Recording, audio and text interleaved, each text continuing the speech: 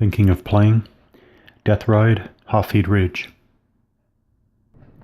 So just taking a look at the German defense here of .201. I was thinking more about line of sight and observation.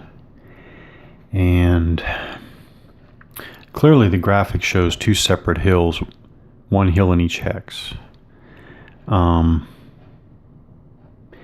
And I've been playing that a unit here can see over this obstruction if this obstruction is closer to the observing German unit than the unit it's trying to look at. However, I guess an argument could also be made that because they are adjacent, maybe they're treated as if they were the same rise, in which case, if I understand it, a German unit here could not see beyond this hex anywhere beyond off here because they're not on the edge of the elevation. Which way? So here's another example. Let me grab another German unit from the counter mix. If a German unit is here, so here we have a 2-hex hill. If the German unit's here, and there is a British unit, there's a British unit, here, or here, or here, or here. I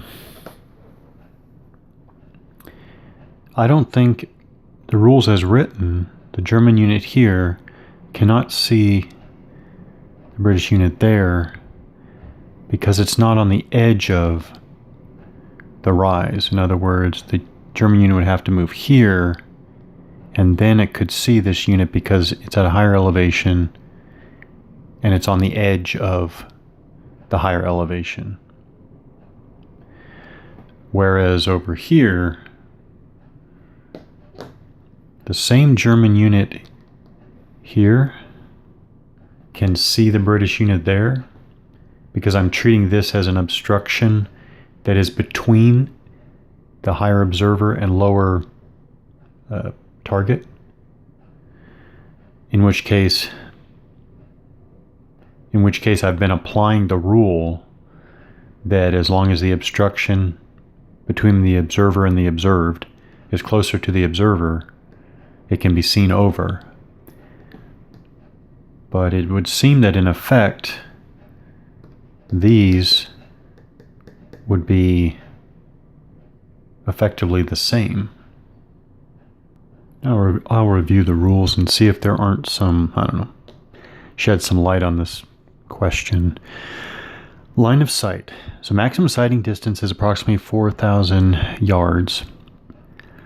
Yeah, is it yards or meters? Anyways, or 12 hexes. We got that. Maximum sighting distance, maximum visibility is 12 hexes. Friendly units do not block line of sight, which, by the way, 4 kilometers is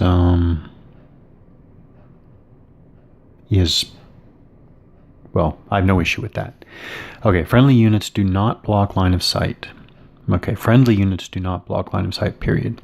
Enemy truck and heavy, HT? Oh, half-track.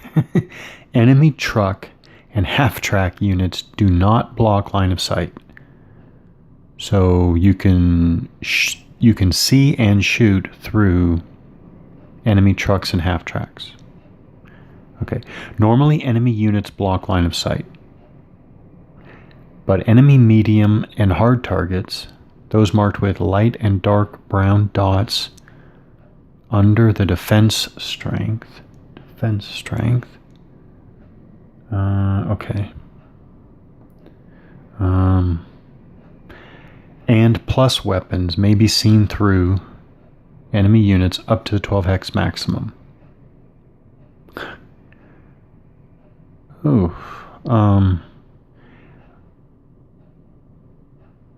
Medium and hard targets and plus weapons may be seen through enemy units up to the 12x maximum. Okay. Exception: half tracks or units mounted in half tracks should not be considered medium targets for this purpose. So you can't just shoot past half tracks.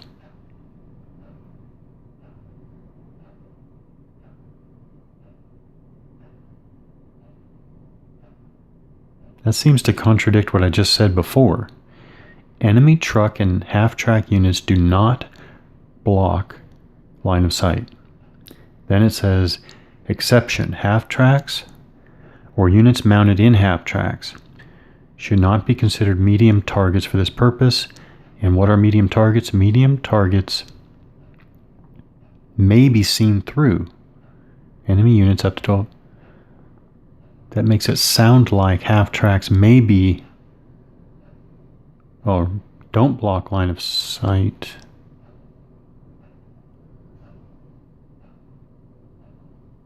I mean, yeah, I'm not sure about that. I'm not sure what I'm supposed to make of that. It looks like a contradiction. Well, we don't have half-tracked armed infantry in this game, so I'll wait until I get to a game that does have them. Wow.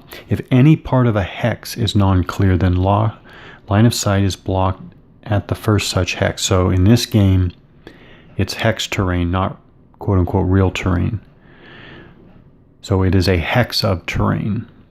So this hex blocks line of sight, not just the graphic of the hill. Okay. Sight is always measured from hex center to hex center. Okay. Line of sight may go into the hex that blocks it, but not past it. That's a standard, right? Okay, now let's go to lower and higher units.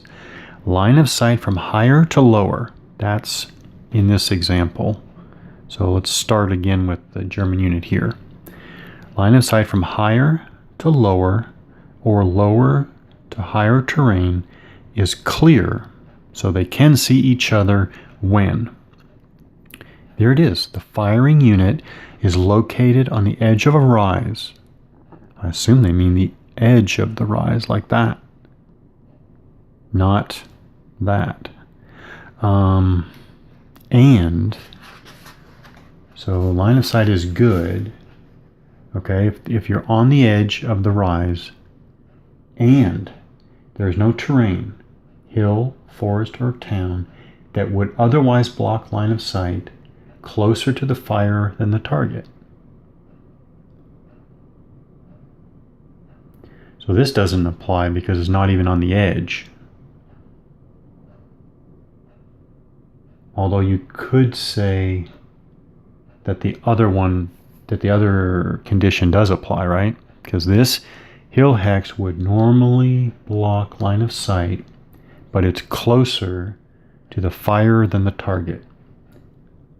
Line of sight from higher to lower or lower to higher is blocked when the firing unit is located in a hex behind the hex on the edge of a rise. That's what I mean here. The firing unit is located in a hex behind the hex on the edge of a rise. So you're basically located back from the edge.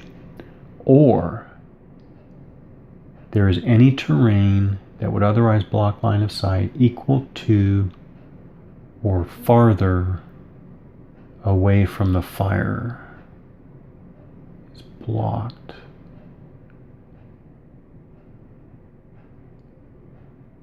I think that's just the reverse of this concept. Line of sight between units at the same elevation, well, that doesn't help us. And that is all that is said. So it doesn't help us to understand whether these two adjacent hill hexes are effectively treated the same as these two hexes. Are these two hexes treated the same as this for line of sight and frankly, elevation purposes. I don't know.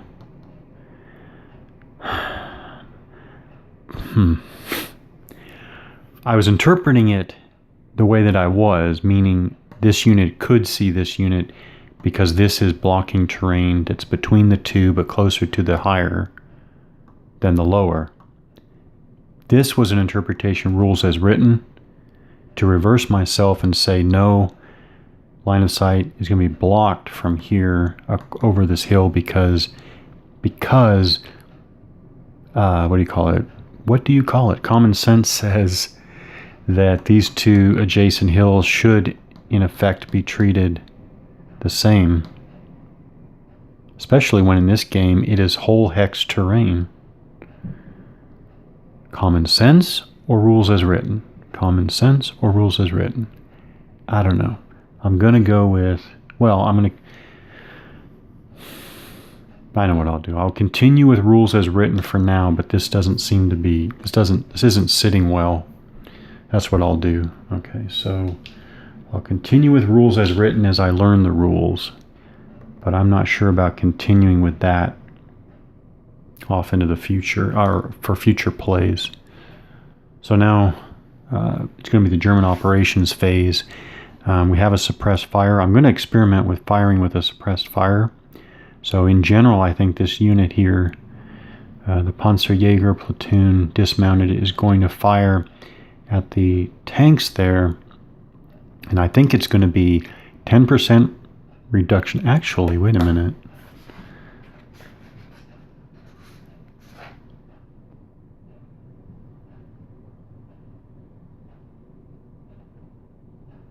Oh, I guess I treat this as a soft target.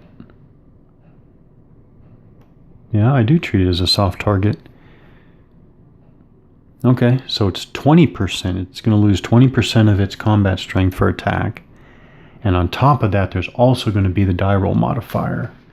I think it's -1, I think. So there's a compound effect there, which I'm going to experiment with.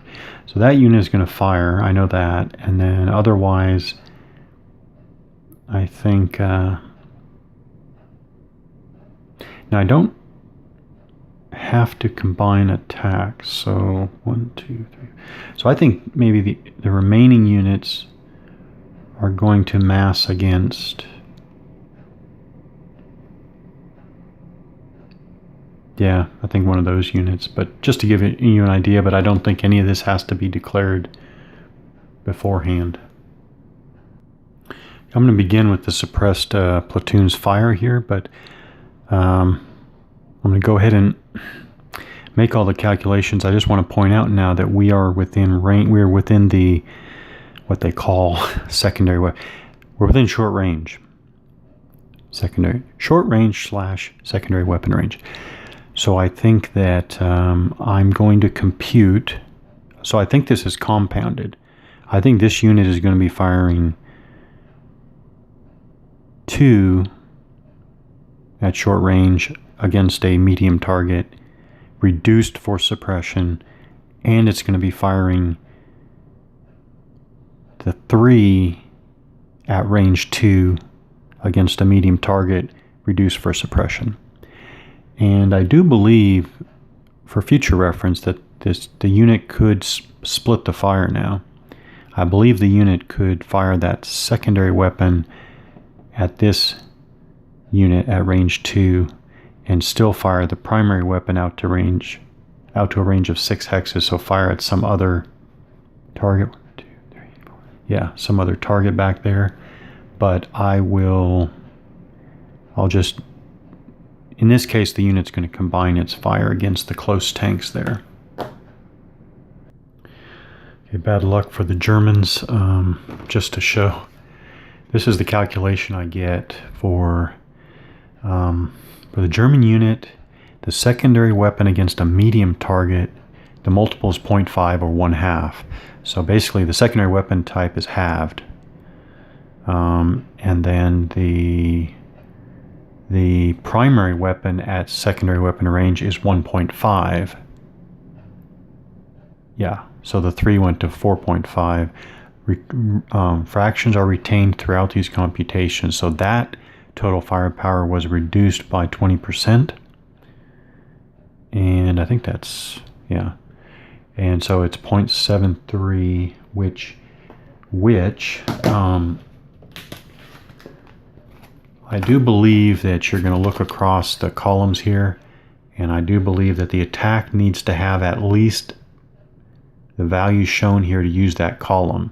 So 0.73 just barely falls short of 0.75, so I use the 0.75 column, so I use the 0.5 column.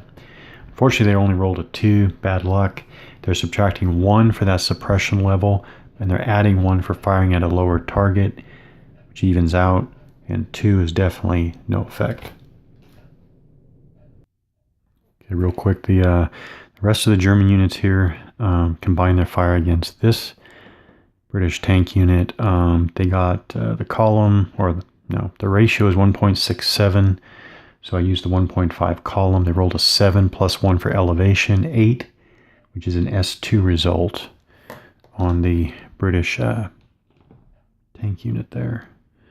So suppression 2, level like that. And then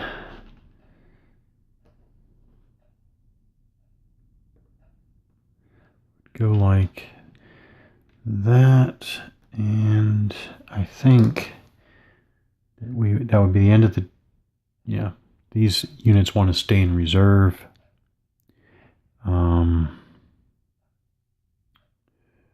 That's it. So that's the German operations phase.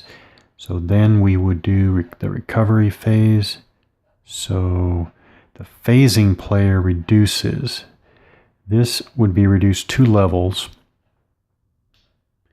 And then both players flip red to green sides, like that. Then my used markers come off. That, and that's the end of the German, German player turn. So for the British operations phase, I'm going to try to, I will progressively conduct attacks against that lead.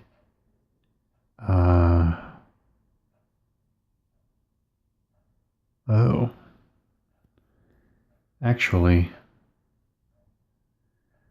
that unit is not going to do anything this turn because they're going to remove the wire. Yeah, and then the rest of these forces will try to suppress, if not eliminate, that lead anti-tank unit. So this will be a repeat of things done before. 1, 2, 3, 4, 5. So just out of range of these tanks. Oh, this will. I'll try to suppress first, at least. Then I can try some movement and fire. I haven't even tried that yet. So with other forces, I'll try to suppress. Then I'll try to move and fire. And this unit will do nothing to remove wire. I'll go ahead and actually I'll see whether a single unit at suppression level 2 with a primary attack factor of only 2 can even. Actually, they're in secondary range as well. But given the suppression level, I'll see what kind of attack this unit can even generate. Probably do that first, then do combined attack, all trying to suppress the German unit there, then move and fire, and finally remove wire. And actually, since I have a whole company here, maybe I'll try to both move and fire and maybe get. No, because the wire won't be removed. Actually, I'll double check when the wire is removed. I assume it's removed at the end of the operations phase, in which case to get through a gap. Probably have to wait a turn on that. All right, we'll see what the whole resolution of all this is. Okay, the combination of negative modifiers for suppression and for the enemy being dug in and for firing up to a higher elevation, all of that means that the lead tanks there can't get any combat result.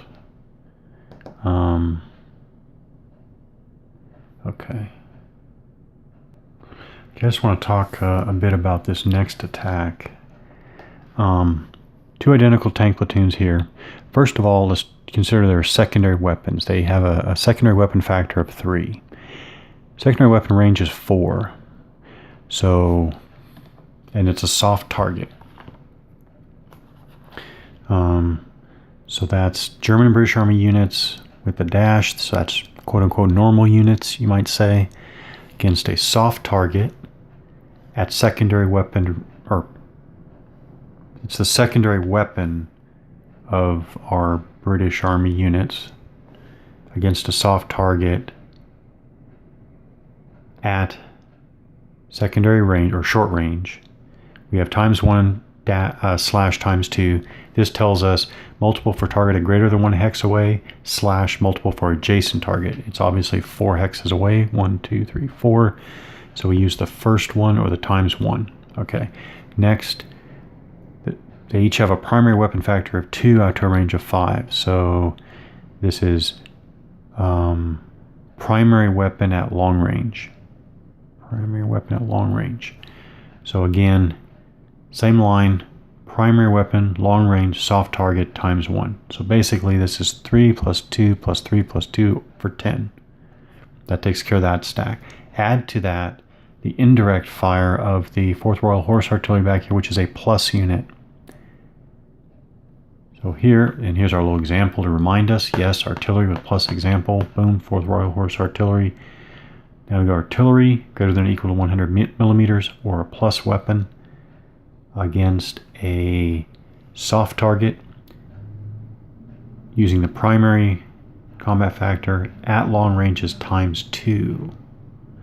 So these two units, 10 against the defense of 6, is okay, but adding 6 times 2 or 12 makes a huge difference. Huge difference. And that becomes 3.67 or 3.5, the 3.5 column on the fire table. Now we still have to contend with -3 for being dug in, and I still believe, I guess, the -1 for firing at a target at higher elevation. So that would be -4. -4, -4, -4. Okay. Oh, there we go. Haha. 10 minus 4 is 6. Hope I got all those die roll modifiers right. It seems right. Oh, so 10 minus 4 is 6 on the 3.5 column is. We might finally get some. I'm still in S2. If we had been one more column up, would have gotten S3. Well, one we still suppressed. And right off the bat, I'm thinking that that this is where the British want to get a unit adjacent. Because if they can get a unit adjacent...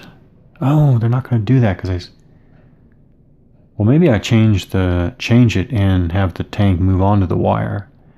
Because if they're adjacent, then the suppressed German unit will recover only 1 level, not 2, which means that it will be suppressed at essentially a whole nother turn.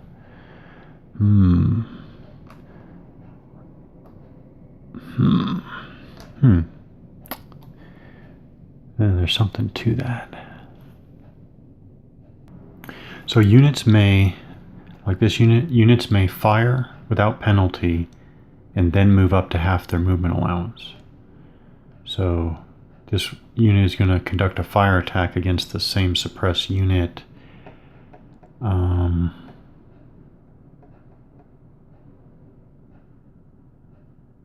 Yeah. Using both primary and secondary weapons together. This is a perfect opportunity to mention something, well, something noteworthy about the system. This is a soft target. It's at level 2 suppression. Its combat factors and movement factors are reduced by 40%. For a soft target, it's 20% per suppression level. So their attack and movement factors are reduced by 40%, but their defense factor is actually increased by 40%. So while the tank here is generating 5 attack factors with both weapons at short range, so 5 against what would normally be 6 is now going to be 6 plus 40% of that, or 2.4, so it's really 8.4. 8.4. Yeah, that's 0.59, so it's only a 0.5 attack. -3 for dug in, -1 for uphill. I think they again need a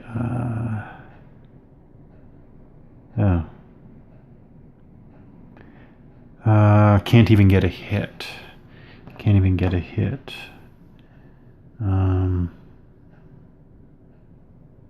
Yeah, that's what it looks like anyways. Okay, so basically their heads are down, and that means that fire is not going to work. So in that case, alright, tanks are going to move on to the wire, and that's just to keep the German unit from recovering 2 suppression levels. So movement ceases for the tanks in the wire, and now we'll decide what we're going to do with this company back here. Yeah. So I'm going to start just moving towards the objective. They moved 1 hex. I marked their starting hex because there's going to be a significant interruption here as I'm not even going to do that. That reminds me where they start though, but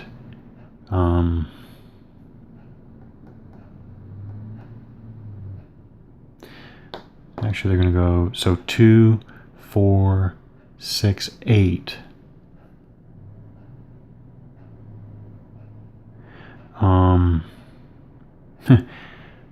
Okay, which actually they can fire with a penalty. Oh, that's going to be -2 for having moved, -3 for being dug in, minus another 1 for uphill. So that is -6, plus the unit has a higher defense.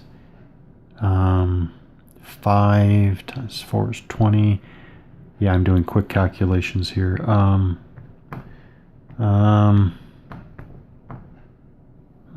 Okay, never mind. Actually, I think they might have a chance of getting a result on there, but I guess, so they moved up here. I want to know where they started from. 2, 4, 6, 8. 2, 4, 6, 8.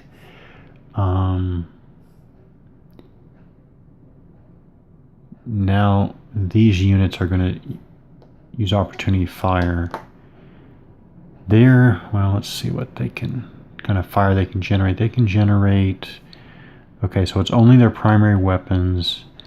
Yeah, they're going to concentrate. So both platoons here are going to fire, generating, well, actually I need to check that again. Got to keep checking this table here, right? So we're talking primary weapon, medium target, long range. Okay, it is ×1. Okay, so it is 6. Yeah, 6 against 6. It's only 1 to 1. So they're going to concentrate together against the top platoon here. starts, it's a 1-to-1 or 1. It's -3 for opportunity fire, but 1 for shooting downhill. So it's -2, -2, -2, -2. Huh. You know, I find it interesting that I haven't run across any type of density effect. Got a whole company in a 333 meter hex.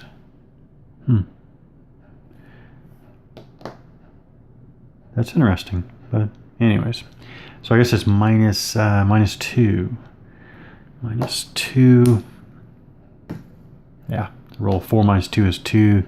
On the one column is no effect. Okay. So, and this, for my own thinking. So I need to remember that those 2 platoons fired at,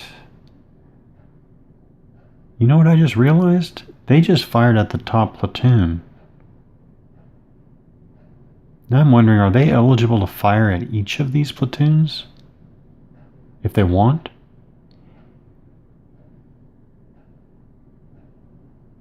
And if they do fire at each of the platoons, is it combined or not? Is it the combined fire against one, combined fire against the second one, combined fire against the third one? You know, it almost seems like that. So I don't ever remember that it's just if the stack is moving. Huh.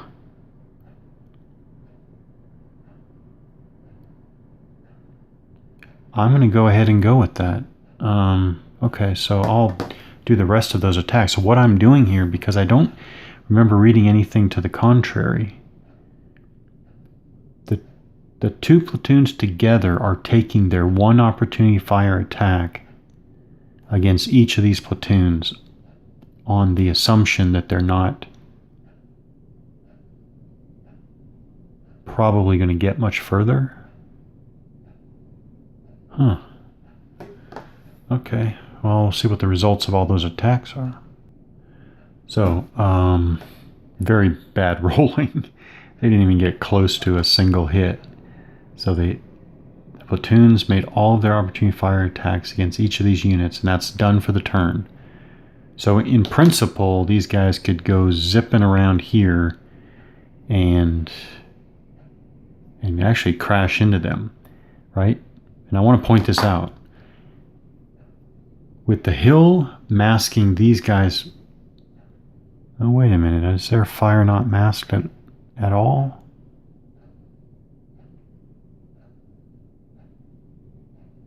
Well, all right. Ignoring the fact of whether this platoon's fire is masked or not, still haven't resolved that issue. These units have fired here. Suppressed can't do opportunity fire. So that means presumably this stack, which has 12 remaining movement points, could 2, 4, 6, I think it's 8, 9, 10. Maybe assault. Well, if they assault here, that's where the reserve units come in, because they will come into the attack there, I believe. But what if they just went after the units in reserve? 2, 4, 6, 8, 10. Huh. I don't know about that. That'll take some play and experimentation. What do they want to do though? Oh, and the other thing I wanted to point out is that, so these units have taken their opportunity fire against these units. I see no other way than simply having to remember that. Not a big deal in this game, but I wonder how it's done when you're playing a huge Death Ride game, multiple maps, thousands of counters.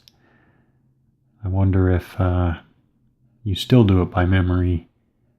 And I guess that's what Death Ride players mean when they say in those big monster games, you're going to want to move across the front from one sector to another. Maybe it's to remember things like this. So when you're playing the monster game and you're dealing with this sector, you're going to remember, okay, those units conducted opportunity fire against those targets for this turn. Okay, so I'm going to talk about this a bit and then execute it all off camera. This might actually take me to everything I wanted to do in this thinking of playing series. So these units have survived opportunity fire from those units. So they're going to continue moving. What they're going to do, they've expended 8. And that's what I just found out. There is a 4 movement point cost to assault, but it's going to be 10, 12, 14. Then they're going to declare an assault here. And it's going to be, they're going to pay 4 for that. So that's 18.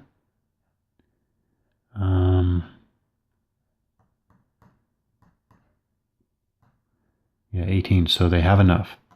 So they're going to assault here. Specifically, these units cannot use defensive fire against these units because they already used opportunity fire against these units. But the first thing I'll be looking at is, oh wait, the units is suppressed.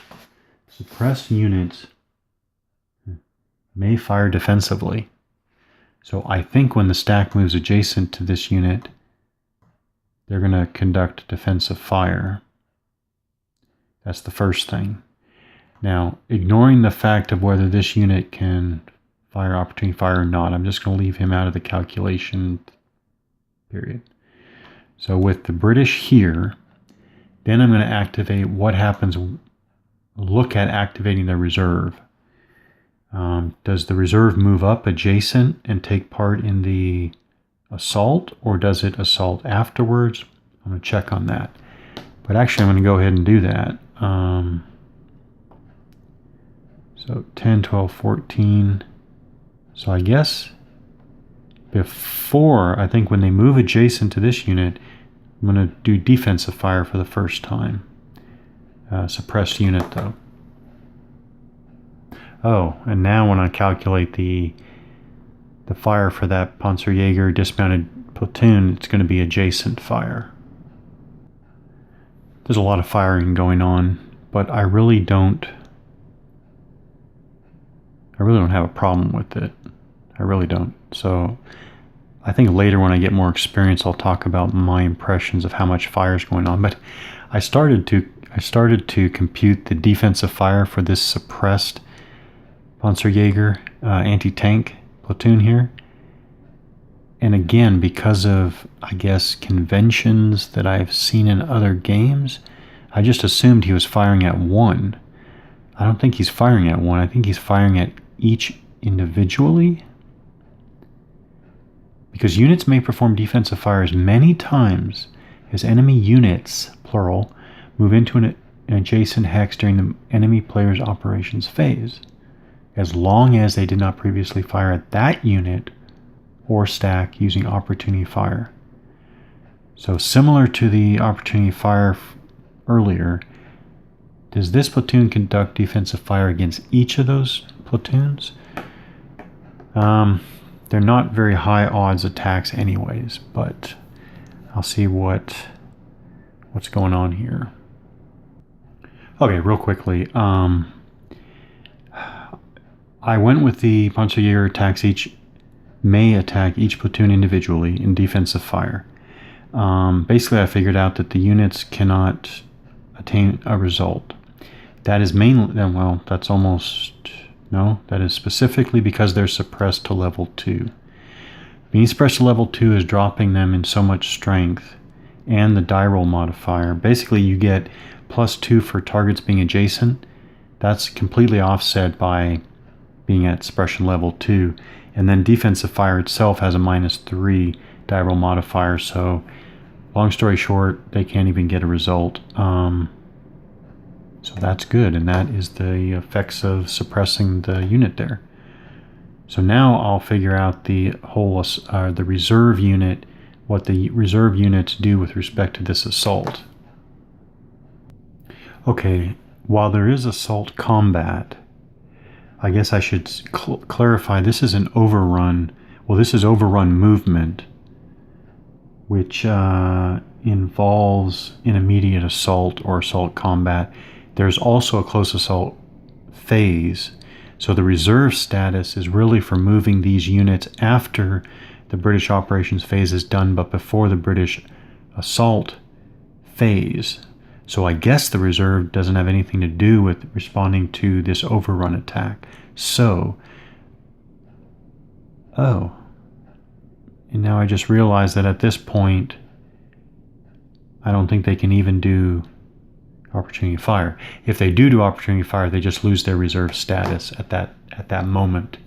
So I think I'm just going to go ahead and execute an assault combat between these two stacks and see what the grand result is. Unfortunately for the British, the Germans are in that fortification.